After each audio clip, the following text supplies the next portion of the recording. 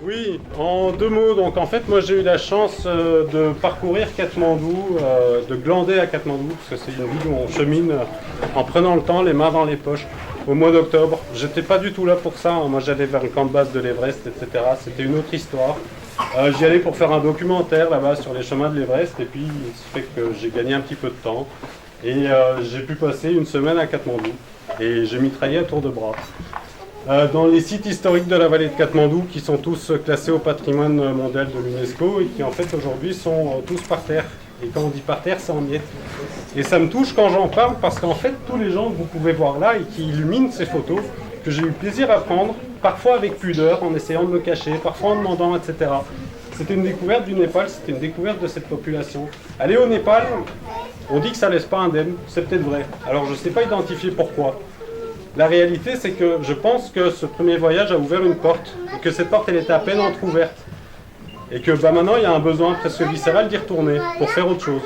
Sauf que ce qui s'est passé là, peut-être que ça va m'amener du coup à faire vraiment autre chose. J'en sais rien. La seule chose que je ressens, c'est que quand je vois ces photos, je me dis que tous ces gens aujourd'hui qui illuminent ces photos, ils sont peut-être morts. Au-delà du fait que j'ai 4 personnes à Katmandou qui sont toujours sans nouvelles, enfin dont je suis toujours sans nouvelles, qui étaient des gens, des restaurateurs, des guides de trekking, etc. Voilà, c'est tout. Donc ça me touche d'en parler. Et puis accessoirement, dans un registre un petit peu plus matériel, mais qui est tout aussi touchant pour l'humanité, c'est tous ces monuments en fait, classés au patrimoine de l'humanité qui aujourd'hui n'existent plus. Voilà, donc tout ce que vous voyez là en fait, potentiellement fait à 90% partie du passé à l'heure actuelle. Et comme le disait Jean-Michel hier sur le plateau de France 3, aujourd'hui on est à 8000 morts, vendredi on sera à 10 000, lundi on sera à 15 000. Voilà. Voilà, il n'y a pas d'autre mot en fait. Du coup, dès samedi, j'étais forcément choqué.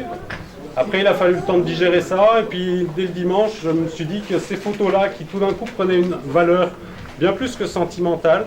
Alors, bien sûr, il y a des tas de gens parmi vous qui sont allés au Népal. Hein. Il y a des tas de gens qui sont bien plus photographes que moi. Il se fait qu'apparemment, ces photos ont une certaine qualité.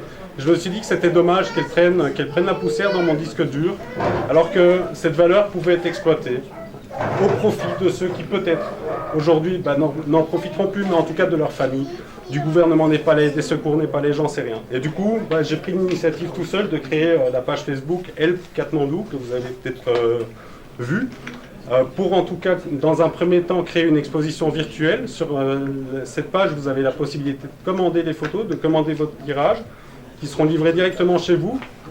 L'intégralité des bénéfices de cette exposition vente sera reversée au dispensaire de Aristidi, soit directement par virement bancaire, soit si ce n'est pas possible, éventuellement on ira l'apporter nous-mêmes, voire moi-même.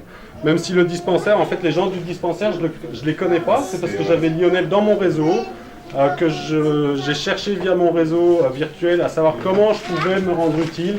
Et du coup on est rentré en contact et voilà, ça permet d'avoir vraiment une action concrète pour des gens que je connais indirectement en fait. Et si c'est pas eux, j'ai peut-être rencontré leurs amis, leurs familles, leurs cousins, j'en sais rien. Voilà, donc ça permet non seulement d'avoir une action concrète, mais d'avoir aussi une traçabilité dans l'argent qu'on va récolter et d'en faire quelque chose là aussi de concret. Voilà.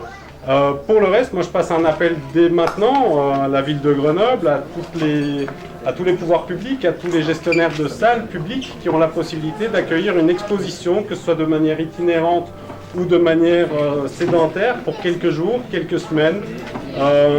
Et je lance également un appel, j'ai besoin aujourd'hui, j'ai lancé une collecte sur une plateforme de crowdfunding, mais c'est sans retour actuellement. J'ai besoin de 1 500 €, pas à titre personnel évidemment, mais dans un premier temps pour pouvoir imprimer ces 30 planches, afin de pouvoir exposer. Et là encore, les produits de la vente seront intégralement reversés au dispensaire, et les photos au terme de l'exposition qu'on aura pu imprimer grâce au financement reçu, elles-mêmes seront revendues en direct. Pourquoi pas via une vente aux enchères, chose à organiser à nouveau avec toutes les personnes qui veulent s'associer à Lionel et à moi-même. Voilà. Merci beaucoup.